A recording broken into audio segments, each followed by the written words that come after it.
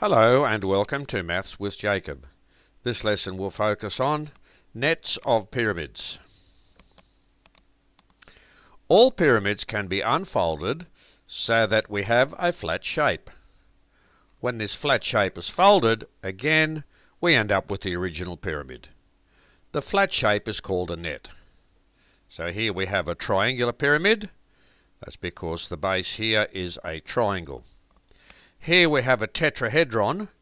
Now if you remember from the last lesson, that's a special type of triangular pyramid where the four triangles are exactly the same. Here is a square pyramid, and the orange flat shape there is the base, and it's a square. The pentagonal pyramid, the base is a pentagon. The hexagonal pyramid, the base is a hexagon.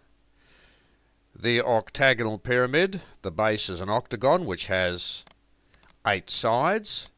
Here is a rectangular pyramid because the base is in the form of a rectangle.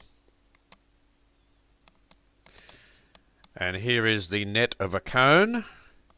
Now it's not technically a pyramid, but it's very similar because it does come to an apex. It has an apex there. But we call it a cone because it has a circular base. And here's a 10-sided shape.